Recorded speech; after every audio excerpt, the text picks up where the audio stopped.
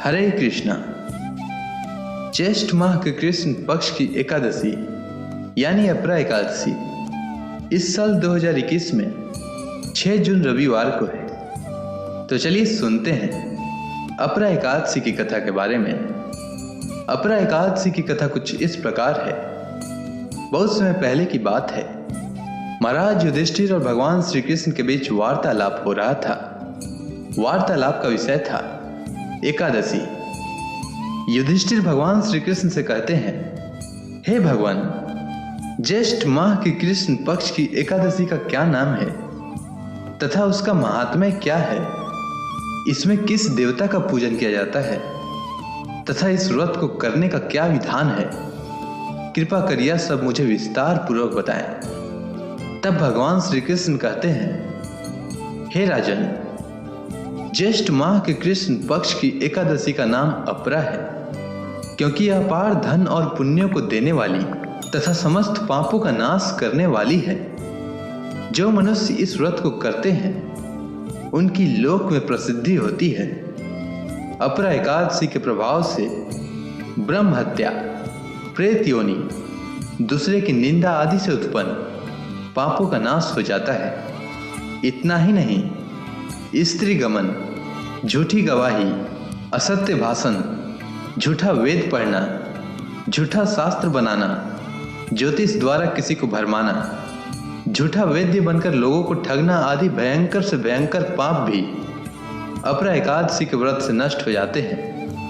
युद्ध क्षेत्र से भागे हुए क्षत्रियों को नरक की प्राप्ति होती है, किंतु अपरा एकादशी का व्रत करने से उसे भी स्वर्ग की प्राप्ति हो जाती है।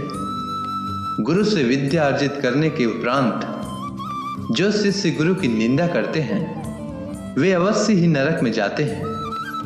अपरा एकादशी का व्रत करने से इनके लिए स्वर्ग जाना संभव हो जाता है।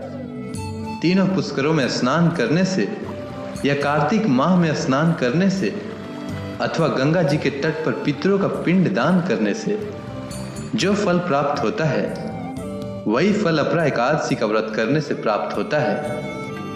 बृहस्पति के दिन गोमती नदी में स्नान करने से, कुंभ में श्री केदारनाथ जी के दर्शन करने से तथा बद्रिकाश्रम में रहने से तथा सूर्य ग्रहण एवं चंद्र ग्रहण में कुरुक्षेत्र में स्नान करने से जो फल सिंह राशि वालों को प्राप्त होता है वह फल अपरा एकादशी के व्रत के समान है। जो फल हाथी घोड़े के दान से तथा यज्ञ में स्वर्ण दान से प्राप्त होता है वह फल अपरा एकादशी के व्रत के फल के बराबर है।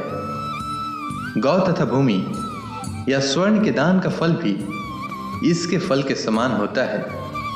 पाप रूपी वृक्षों को काटने के लिए यह व्रत कुल्हाड़ी के समान है तथा पाप रूपी अहंकार के लिए सूर्य के समान है।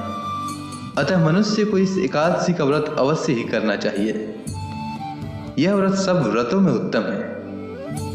अपरा एकादशी के दिन श्रद्धापूर्वक भगवान श्री विष्णु का पूजन करना चाहिए, जिससे अंत में विष्णु लोक की प्राप्ति होती है। इसकी प्रचलित कथा के अनुसार प्राचीन काल में मई ध्वज नामक एक धर्मात्मा राजा था। उसका छोटा भाई वज्रध्वज बड़ा ही क्रूर, अधर्मी तथा अन्यायी था। वह अपने बड़े भाई से द्वेष रखता था।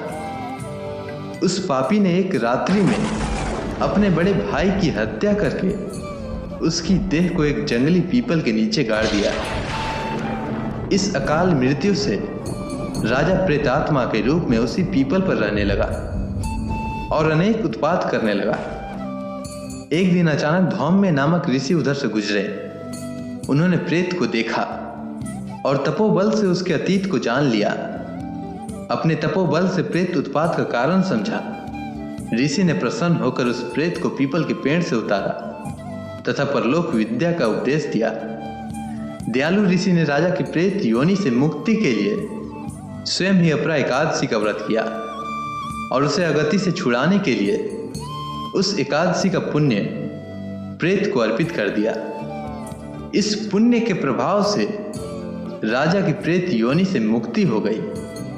वह ऋषि को धन्यवाद देता हुआ दिव्य देह धारण कर पुष्पक विमान में बैठकर स्वर्ग को चला गया। हे राजन, मैंने यह अपरा एकादशी की कथा लोकहित के लिए कही है।